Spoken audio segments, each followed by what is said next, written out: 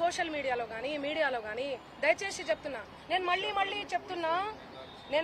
మళ్ళీ చెప్తున్నా తనది గిన నాది గిన ఇందులో ఇన్వాల్వ్మెంట్ ఉంది అంటే మీరు ఎక్కడికన్నా రమ్మని చెప్పండి, నేను సిద్ధం.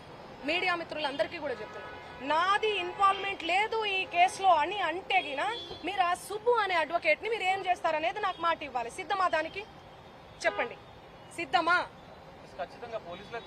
చెప్పండి. మీరు ఇంతగనం నన్ను క్షోభ పెట్టాడు కదా, ఇంతగనం నన్ను హరాస్ చేస్తున్నారు కదా, ఎక్కడ చూడు మంగ్లీ మంచి విషయాలు ఎక్కడా స్క్రోల్ చేయరు.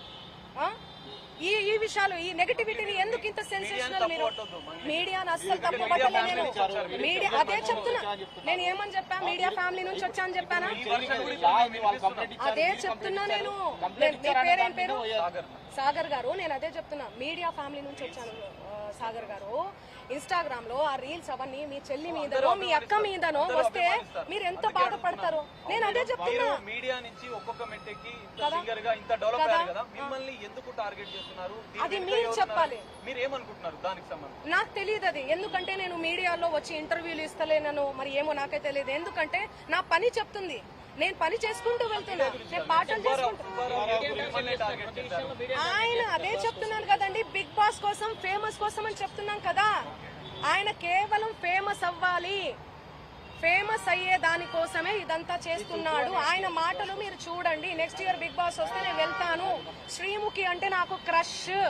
నాతో మాట్లాడేటప్పుడు కూడా మీతో ఫ్రెండ్షిప్ చేసుకుందామంటే మీరేంది ఆరగంటగా మాట్లాడుతున్నారంటే, అవును కేసు పెడతాము అంటే ఆరగంటగా మాట్లాడకుండా ఎందుకు మాట్లాడతారండి? నేను తప్పు చేయను, దాన్ని తప్పు చేయను మాట్లాడతారు.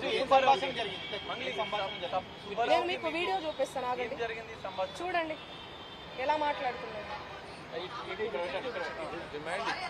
ఎట్లా డిమాండ్ చేస్తున్నారు చూడండి. ఇంతే సౌండ్ అండి చూడండి. నువ్వేమన్నా ఆకాశం నుంచి ఊడిపడ్డావా? నడుమంత్రపు సిరియా ఇదంతా? ఇంత వల్గర్ లాంగ్వేజా? ఇంత సోకులు ఎందుకు పడతారు మీరు?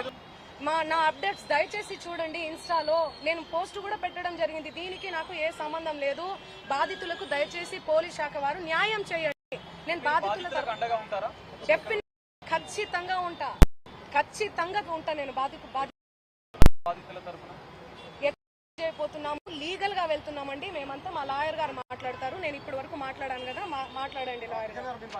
చెప్పండి.